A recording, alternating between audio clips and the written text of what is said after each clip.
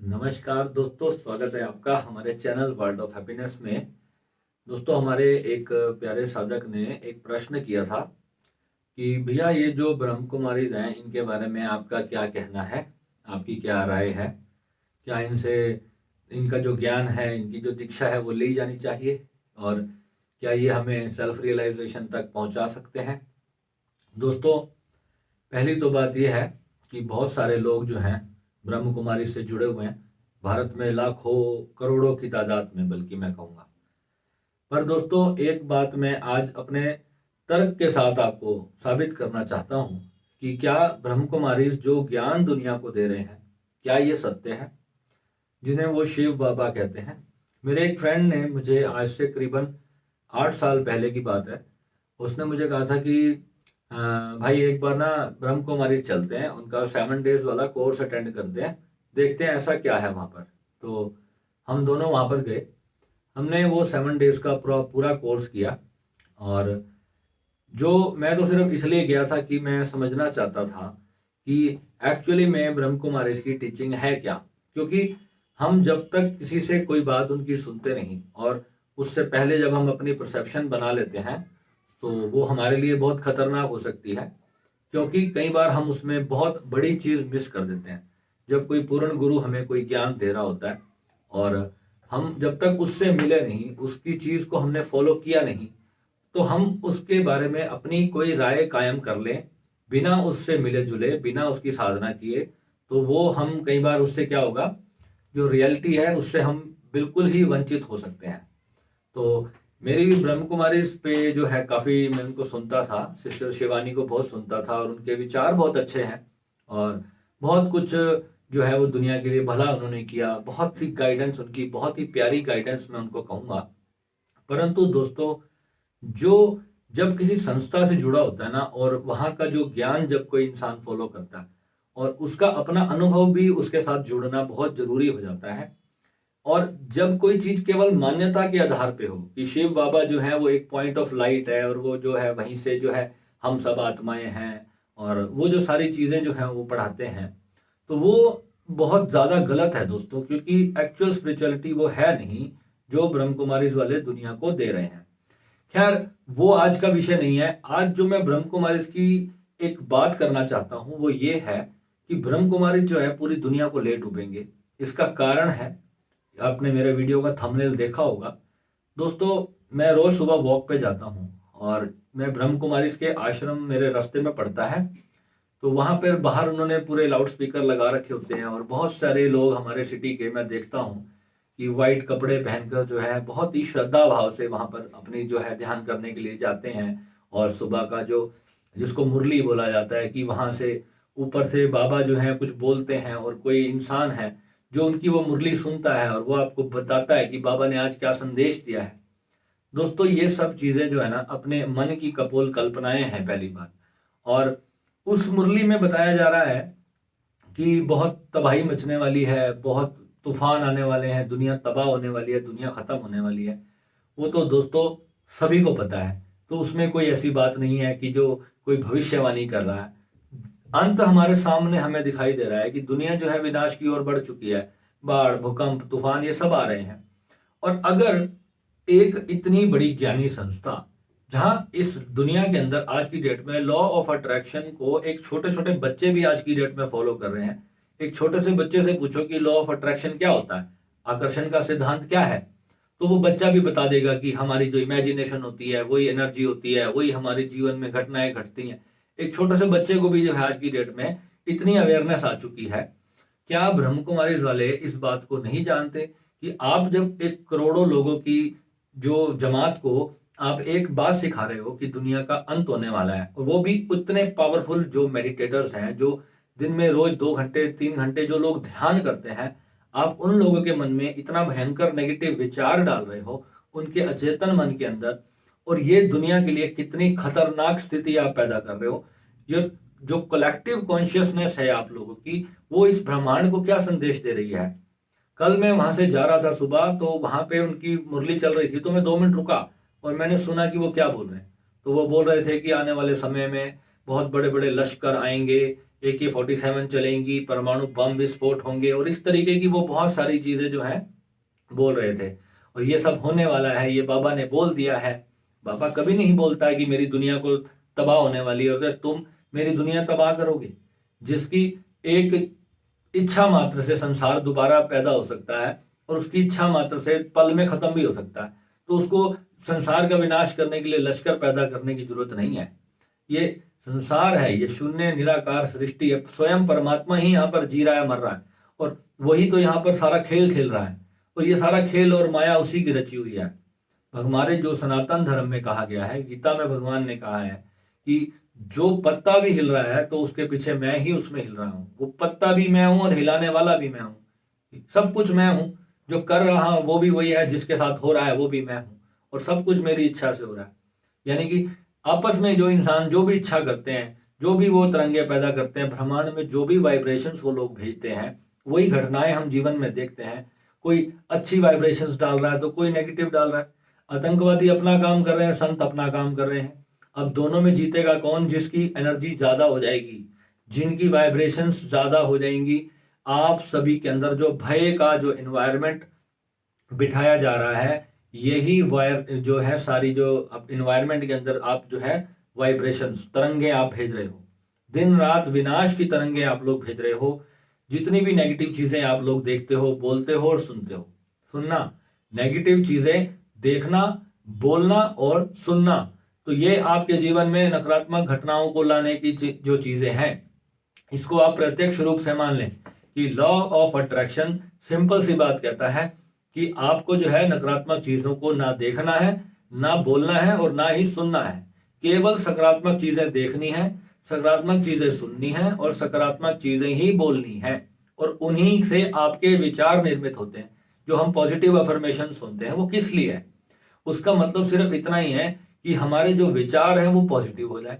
अब आपने 10 बार positive affirmation सुनी और एक नेगेटिव चीज देख ली, और उसका जो नेगेटिव का जो भय होता है ना, वो हमारे दिल में बहुत गहराई से जाकर बैठ जाता है। पॉजिटिव तो हम ऊपर ऊपर से सुनते हैं, पॉजिटिव बोलना है, पॉजिटिव सुनना है, ये सिर्फ एक छोटा सा विचार मात्र है। परंतु जब कोई अगर आपके सामने एक जंगल में शेर आ गया, तो उसका जो भय आपके अंदर बैठेगा वो नेचुरल होगा।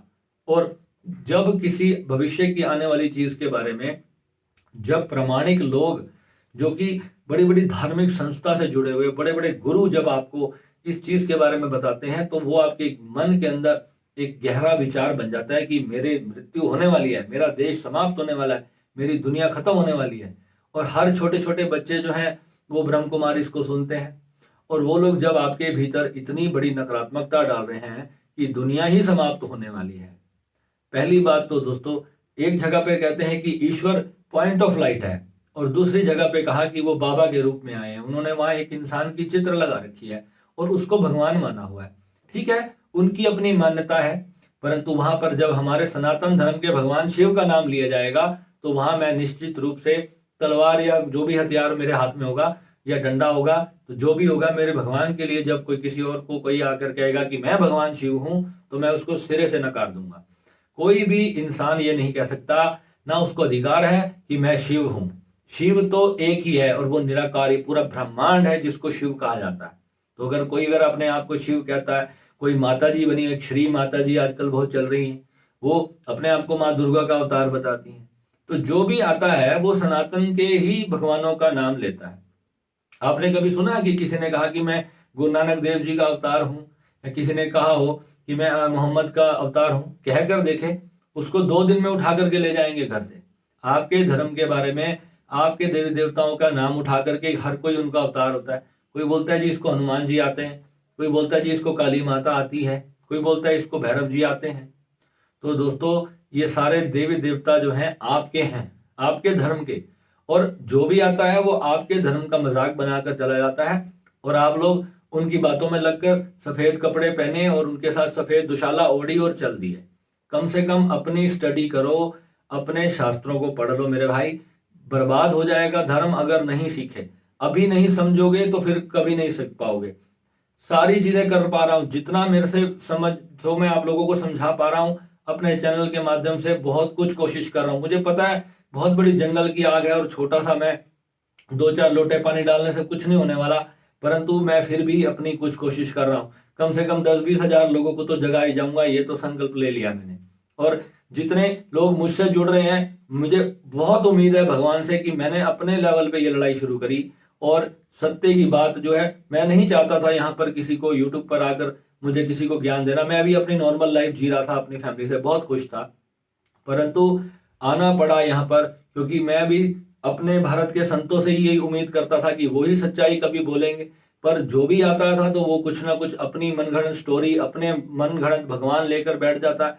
कोई खुद अपने आप को अवतार बना के बैठ जाता है। और जो हमारे धर्म की सच्चाई है, जो हमारे धर्म का ज्ञान है, जो जो अष्टावक्र ने कहा, जो भगवान श्री कृष्ण ने कहा, जो बुद्ध ने कहा, जो गुरु नानक देव जी ने कहा, उस सच्चाई का क्या, वो सच्चाई जब तक दुनिया के पास नहीं पहुंचेगी तब तक जो है सब कुछ बंटाधार हो जाएगा दोस्तों। तो ये जो नकारात्मक विचार डालने वाले जो लोग हैं, इनसे आपको सावधान रहना है। और निश्चित रूप से मैं कहता हूं कि ब्रह्म कुमारीज वालों के पास आत्म साक्षात्कार का कोई ज्ञान नहीं। मेरे पास उनके बहुत सारे साधक साधिकाओं के फोन आते हैं कि भैया हमारे को तो यहाँ पे कुछ मिल नहीं पा रहा, अब हम व्हाइट कपड़े डाल के बैठ चुके हैं, हम फंस चुके हैं, ना तो हम अपने घर वापस जा सकते हैं और ना ही अब हम यहाँ रह सकते हैं। अब हम ये सब इतना में 10 साल हो गए हैं, ना हमने शादी की है और अब हमारी जिंदगी बर्बाद हो चुकी है। रोती है मेरे पास बहुत सारे जैन साधवियों के फोन आते हैं, बहुत सारे जो है ब्रह्म कुमार के फोन आते हैं, भैया हमने तो शादी भी नहीं करी, अब हमारी 45 ईयर्स की एज हो गई है, अब हमसे शादी भी कौन करेगा। तो दोस्तों you our brain washed here. यहीं पर जो है ब्रेन वॉशिंग की जाती है आप लोगों की। जितने भी हिंदू लोगों धर्म के लोग हैं वही जो है इन धर्मों के चक्रों में पड़ते हैं। और कोई भी रिलीजन का, ना कोई सिख कभी इनके जाल में फंसता है, ना ही कोई मुसलमान कभी इनके जाल में फंसता है, ना ही कोई जैनी इनके जाल में फंसता है। केवल हिंदू धर्म जो बटे हुए हैं, जो इतने सारे देवी देवताओं के अंदर।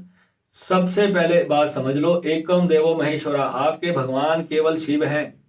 सबसे ऊपर आपके केवल ओम जय शिव ओमकारा, ब्रह्मा विष्णु सदाशिव, ये तीनों जो है एक ही ओंकार से जन्म लिए हैं।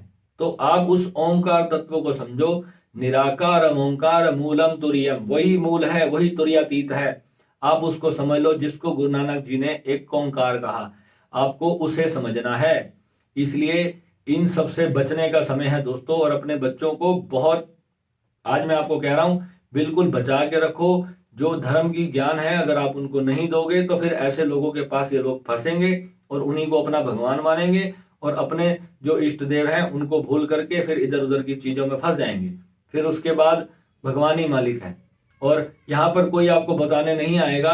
आप लोगों को ही एक दूसरे को अवेयर करना है। क्योंकि जब आप ये सोचते हो कि मुझे जो ज्ञान मिल गया मैं दूसरे तक इस बात को भी ना पहुंचाऊं, तो आप अपने साथ ही बहुत बड़ा अन्याय करते हो अननोइंगली।